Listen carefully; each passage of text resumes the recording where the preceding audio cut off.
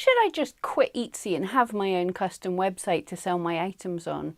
That's what we want to talk about today. Hey, I'm Duthie, and I'm here to help you craft your career with creative marketing and artistic inspiration. And it's a Monday, so every Monday we talk about tips and tricks for selling on Etsy for the crafty person. If this is something you're interested in, don't forget, subscribe and come back every Monday. Etsy's hard. It's so much work to have to do all this SEO and stuff.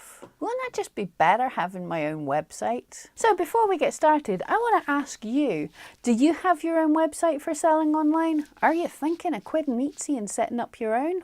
Let us know in the comments down below. I'd love to know where you stand with this. So it's such a common thing that people are talking about all the time.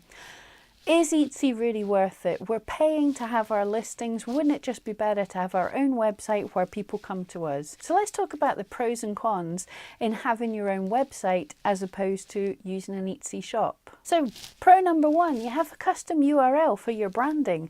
Rather than tell people they have to search for Ben McFuzzylugs on Etsy, just tell them to search for Ben McFuzzylugs and it should find you. Or possibly not in my case. Pro number two, you control the look. If you're an artistic person and really good at designing the look of things, then having your own website can make you stand apart. All our Etsy shops were very limited in what we can do, so although they look great, they all look very similar to each other. So if you have your own website, you might be able to make it really stand out from everybody else. Pro number three, there's no listing price. Probably. Pro number four, you get to pick the payment method. Unfortunately, but completely understandably, Etsy has now moved to direct checkout using its system, which means it gets a cut of the money for the transaction fee, which totally makes sense, better than sending it to PayPal from Etsy's point of view.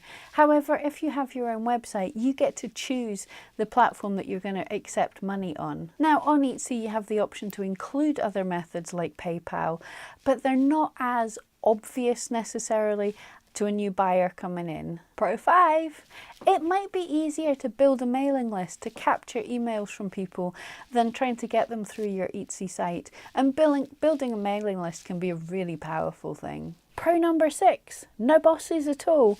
Okay, Etsy aren't really your boss, but at the same time, they can make changes and we've agreed to their rules on their platform. So they may make changes that we don't like. They have, as all websites over time, completely changed the look of how things are. And it's always been for the better in the long run. But it's hard not to be in control of that. We just have to go with what they decide to do with us. And pro number 7, again, we're not at the mercy of the Etsy algorithm. If Etsy make updates to the algorithm, that can really make things difficult for us. In 2010, there was a massive algorithm change. Seriously caused many shops, including mine, to almost completely die off until we learnt what we were doing. So we're always in danger. If Etsy make a big change, then we might struggle to understand and keep up with it. But the cons of building your own website. Con number 1, we might have to end up paying someone to build our own website if you don't really know what you're doing. Although there are some great tools, some great websites out there to help build your own website, sometimes it's better to pay someone who knows what they're doing. They can get a much better look and a much smoother running website. So this might end up costing a pretty penny. And remember, if you are paying someone to help design your website, make sure so that they leave it so that you can make changes to it easily and you don't have to go back to them. Con number 2. Hosting fees. To host your own website sometimes can be pretty expensive. Con number 3. Getting used to a completely new interface. However you set up your sales area of your new website, this is going to be completely different and you might have to manage inventory and sales and talking to customers completely differently. And anything new, any change takes a while to learn. So it might just take a bit extra time out of your day until you figure this out. Con number 4. Getting used to SEO. See, you thought you were going to leave Etsy because the SEO was too difficult. I've got some really bad news for you. If you're going to do anything on the internet, you really need to know about SEO. So a website has to be optimized for places like Google to be able to send customers to you when they're searching for your thing. So you still have to deal with all this SEO. And con number 5, again, all search engines change their search engine algorithm. So you might be leaving Etsy because you're a bit annoyed because it made a big algorithm change.